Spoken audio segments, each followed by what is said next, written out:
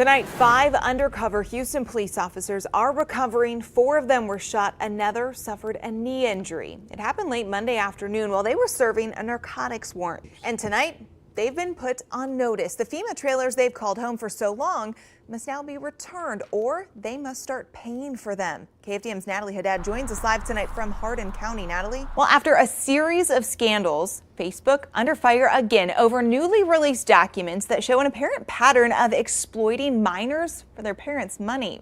More than 100 pages of documents, part of a 2012 lawsuit, are being released now. The suit shows Facebook was aware children spent large sums of money on game apps without parental consent, and says the social media giant made it pretty difficult for parents to get that cash back. Some more numbers for you. The company calculated that between 2008 and 2014, minors under 18 made purchases on Facebook with their parents' credit cards, totaling more than $34 million. This is Irving in Washington. We are just across from La Salsita right now, where this road is completely rained out. I'm going to have our photojournalist zoom in here now. What you are seeing, what he's showing you, this is the MLK bridge that is up to the top. So normally that is an underpass, and there is an 8-foot water marker there. That water marker has been covered. Thunderous cheers in Washington today as the first ever all-female honor flight arrived in the nation's capital. President Trump and North Korean leader Kim Jong-un, as I lose my earring, Pompeo met with North Korea's foreign minister on the sidelines of the UN General Assembly.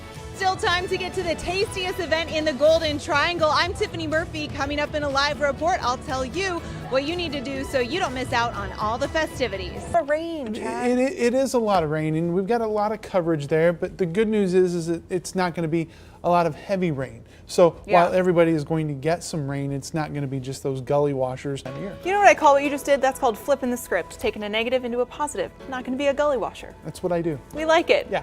Yeah, it's going to rub off, hopefully, on me. We'll be back at 6, friends. See you then. Thank you so much for joining us on this news and weather update. We'll get to Chief Meteorologist Greg Bostwick, who is tracking Tropical Storm Cindy in just a moment. The decaying fake grass has been there for more than a month. We broke the story last week, and tonight, KFDM's Angel San Juan revisited the site in Angel. It is still there, but do you know how it got there? As you would imagine, this story is going viral. It's garnering hundreds of comments, thousands of views and shares, and a lot of people are pretty upset tonight. So the group says full recovery could take anywhere from 8 to 18 years. But tonight, KFDM's Angel San Juan tells us about federal funding that could speed up that process. Again, another reminder to folks that if you see standing water or those barricades, do not go around them. If you're just joining us at 2:17 in the morning, my name is Tiffany Murphy. We learned only a very short time ago that the city of Beaumont's water supply has been compromised, and the city of Beaumont residents here, 120,000+ residents here,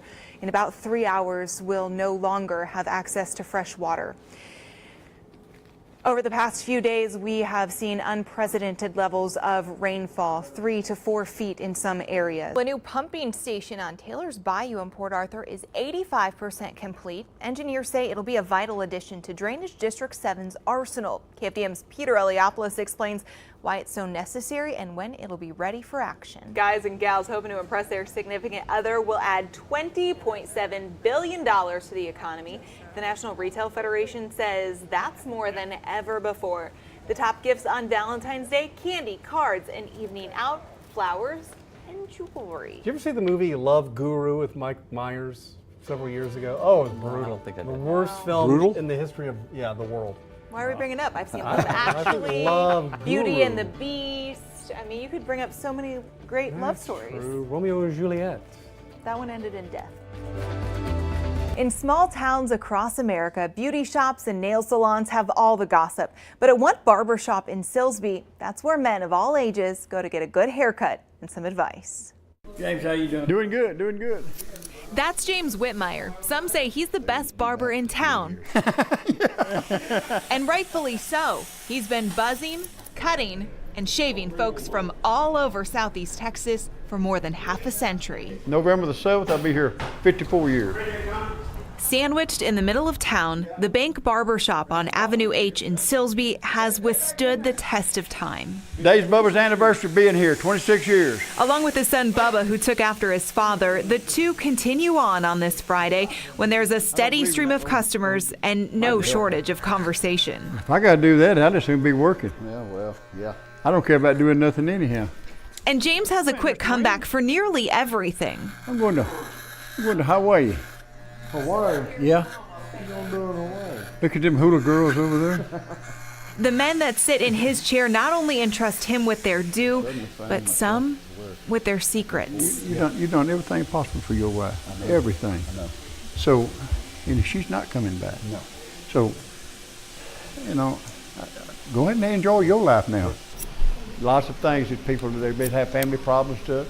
They talk to me, tell me stuff, and I kept it to myself. They asked me to. And if I could help them, I'd help them, talk to them. They just wanted to talk to somebody. From donut makers to musicians, oil field workers to military veterans, James prides himself knowing entire families continue to come to the shop. He's cut generations of hair. Some of the hardest things I ever done, but you learn how to do it, is go to the funeral home and cut some of your friends' hair at the funeral home. My mother passed away in December. At 73 years old, the common question many of his clients ask, Bubba may have the right theory, He said, somebody asked him one day when I was going to retire. He said, probably never, because he's too nosy, he can't find out what's going on. Who, I've been here? But James does have a plan. 53 years.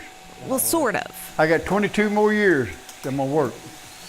Then I'm going to go hang out to nursing home chasing women around up there. Thank you, Donnie. I appreciate it, man. Come see us. Yes, sir. You ready, young man? Until then, for a few dollars, you can get a fresh cut and a shave and an update on what's going on around town. So we asked James how many cuts he's done in his 53 years behind the barber chair. He says he has absolutely no idea.